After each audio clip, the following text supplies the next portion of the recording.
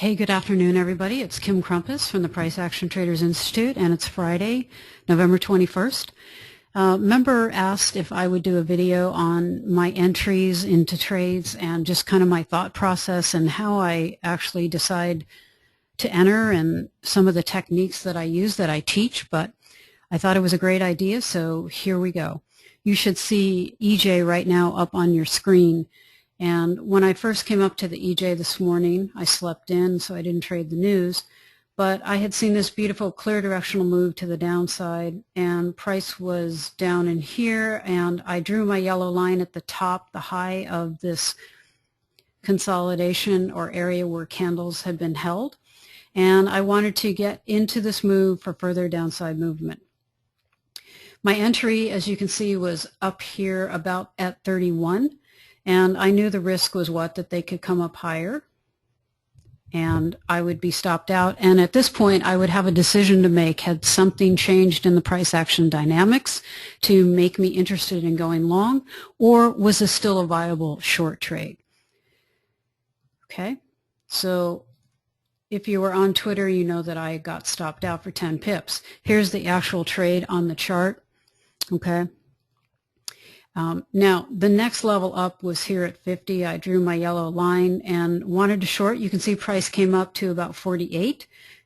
Didn't quite come to 50, so I wasn't going to execute the trade. I want to stick to my rules when I trade. And the next level down from 146.50 would, of course, been 146.20, but 146.20 was just a little too close to my entry at 146.31. I'm sorry, 145.31. So I decided to pass on a short coming through 20. Okay, just my own preference this morning. I just didn't want to do it. Can you do it? Sure, you can do it. But again, it's kind of too close. Okay, now coming up to 146.50 from 31 was 19 pips, almost 20 if they do what they typically do, which is come above it, and then I would grab it. All right, so I felt more comfortable taking that since it was 20 pips away, or almost 20 pips, versus 11 pips down. So the next entry point that you can see I had already planned for was at 146.00.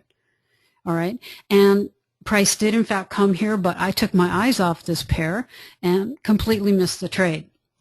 Now, had I seen the trade, this trade actually dropped about 32 pips off this level, 36.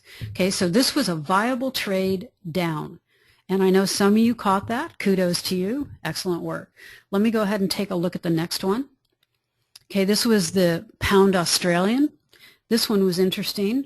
I walked up. First thing my analysis said, beautiful clear directional move to the downside. They've held this, but whoa, look at this candle right here. We've got a changeover.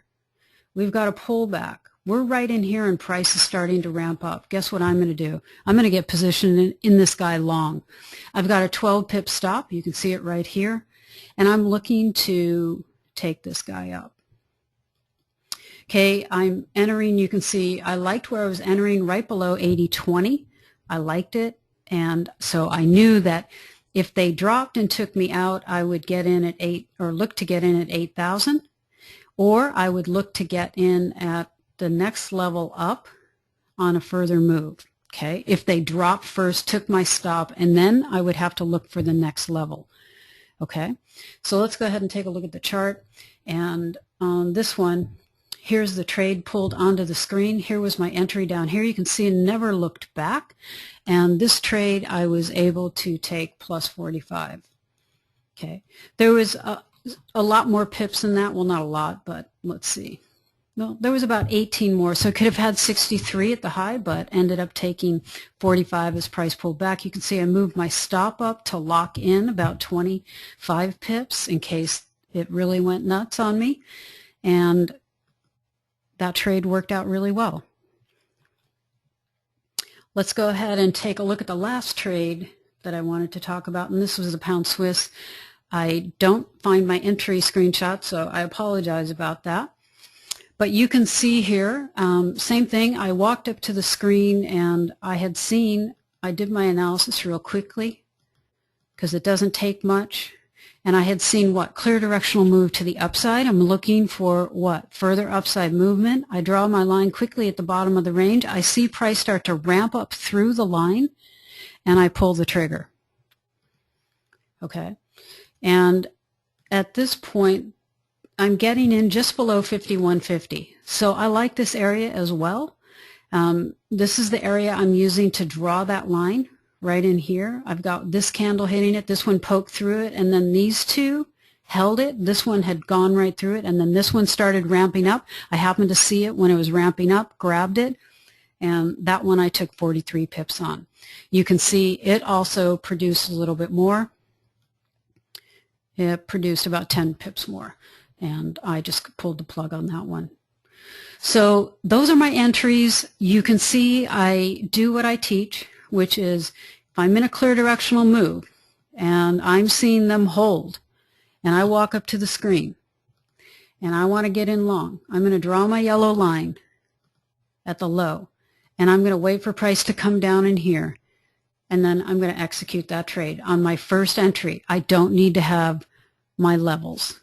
I don't need to have 0, 0, 20, 50, or 80. I just want to get positioned. And same on a short. I walk up to the screen. I see this like the EJ. I draw my yellow line at the high of the range of the consolidation.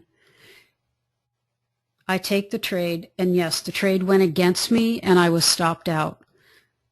And you know what? I expect that. Not every trade works. If every trade worked perfectly, we'd all be gazillionaires, but that's part of trading. You have to be able to take those losses. I take them with grace now. I never used to be able to, but now it's just part of the business. I hope this helps you in some way when we come back online on Monday to trade. Thanks a lot, and everybody have a super weekend.